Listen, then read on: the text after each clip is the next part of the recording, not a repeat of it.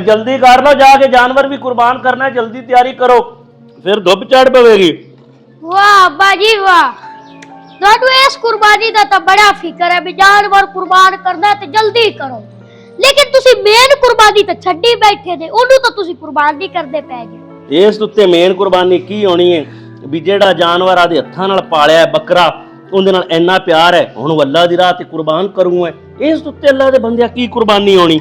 ਅੱਬਾ ਜੀ ਇਸ ਉੱਤੇ ਇਹ ਹੈ ਜਿਹੜਾ ਤੁਸੀਂ ਚਾਚੇ ਨਾਲ ਰੰਜ ਪਾਲਿਆ ਹੋਇਆ ਜੇ, ਬਦਲੇ ਦੀ ਅੱਗ ਲਈ ਫਿਰਦੇ ਜੇ, ਉਹਦੇ ਨਾਲ ਸਾੜ ਸ਼ਰੀਕਾ ਲਾਈ ਖੜੇ ਨੇ, ਉਹਨੂੰ ਵੀ ਤਾਂ ਕੁਰਬਾਨ ਕਰੋ ਅੱਬਾ ਜੀ। ਅੱਜ ਵਾਲੇ ਦਿਨ ਮੇਰਾ ਜਾਨਵਰ ਇੰਦਾ ਨਹੀਂ ਨਾ ਕੁਰਬਾਨ ਕਰਨਾ।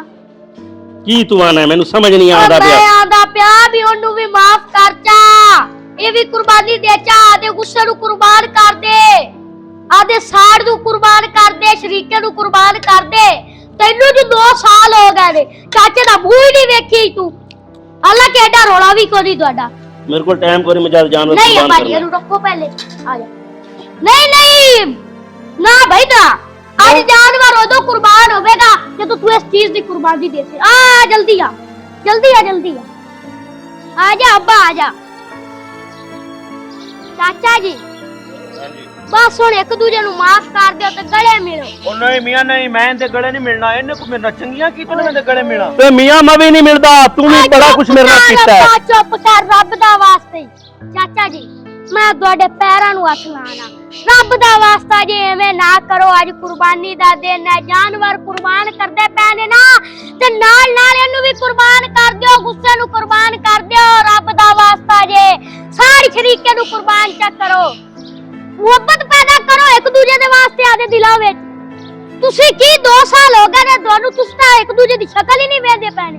ਅੱਜ ਈਦ ਦਾ ਦਿਨ ਹੈ, ਮਿਲੋ ਯਾਰ ਗਲੇ ਗਲੇ ਮਿਲੋ। ਓਏ ਭਰਾਵਾ ਇਹ ਬੱਚਾ ਸੱਚਾ ਹੀ ਵੀ ਈਦ ਵਾਲੇ ਦਿਨ ਆਪਾਂ ਜਾਨਵਰ ਕੁਰਬਾਨ ਪੇ ਕਰਨੇ ਐ ਰੱਬ ਦੀ ਰਾਹ ਤੇ ਜਿਹੜਾ ਗੁੱਸਾ ਆਪਾਂ ਬੜੇ ਸ਼ੌਕ ਨਾਲ ਪਾਲਿਆ ਹੋਇਆ ਹੈ, 2 ਸਾਲ ਇਹਨੂੰ ਨਫ਼ਰਤ ਦਾ ਪਾਣੀ ਦਿੱਤਾ ਤੇ ਆਪਣੇ ਦਿਲਾਂ 'ਚ ਲਾਵਾ ਫਟਦਾ ਪਿਆ, ਇਸ ਲਾਵੇ ਨੂੰ ਵੀ ਅੱਲਾ ਦੀ ਰਾਹ ਤੇ ਆਪਾਂ ਕੁਰਬਾਨ ਕਰੀਏ।